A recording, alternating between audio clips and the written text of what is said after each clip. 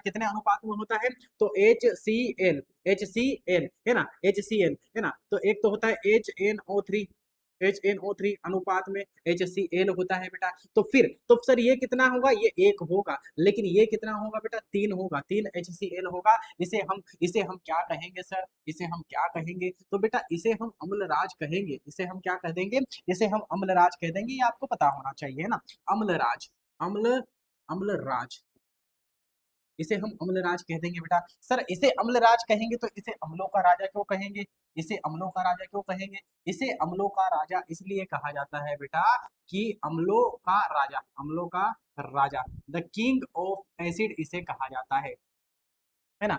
और सल्फ्यूरिक अम्ल बैटरियों में भी डाला जाता है बेटा, है ना। हाँ, तो चलिए ये आपके सारे के सारे फैक्ट आपको समझ में आ चुके होंगे बिल्कुल बहुत शानदार तरीके से। तो यहाँ पर हमारे कुछ साथी जुड़ भी चुके हैं, है ना। कमेंट के माध्यम से एक बार जवाब दे दीजिए बेटा, कमेंट के माध्यम से एक बार जवाब दीजिए। क्या सभी को यहाँ पर कोई दिक्कत है, कोई दिक्कत नहीं है तो फिर आगे बढ़ जाते हैं ना। ये लीजिए आपका अगला प्रश्न आपकी स्क्रीन के सामने आ चुका है ना। तो सर आंसर क्या सही होगा, ऑप्शन सी इज राइट बेटा, सी फॉर कटप्पा, सी फॉर क्या हो जाएगा, कटप्पा हो जाएगा। नेक्स्ट क्वेश्चन है, लोहे को जंग से बचाने के लिए उस पर जस्ते यानी कि जिंक की परत चढ़ाने की प्रक्रिया को क्या कहते हैं बेटा, है ना। तो क्रिस्टलीकरण जो होती है ना बेटा, क्रिस्टलीकरण, इससे तो शक्कर बनती है, क्या बनती है, इससे शक्कर बनती है, चाशनी बना देते हैं बिल्कुल। तुम अभी भी इंग्लिश सीख सकते हो मेरे साथ। पर कैसे सीखूं?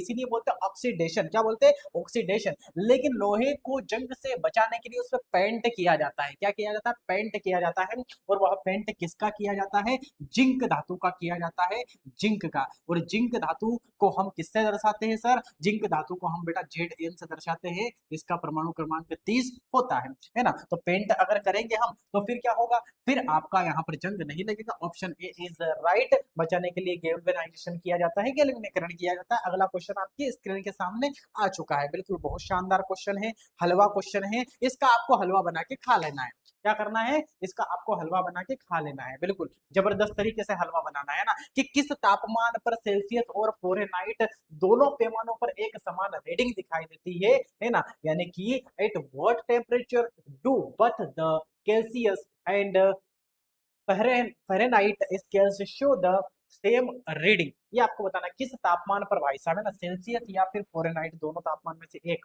कौन सा होगा, तो यह रहेगा -40 degree Celsius, -40 degree Celsius. 0 degree Celsius पर क्या होता है सर, बेटा 0 डिग्री सेल्सियस पर अगर बात करेंगे हम, तो आपका जो जल है, आपका जो जल है, यह जल बर्फ बन जाएगा बेटा, बर्फ बन जाएगा।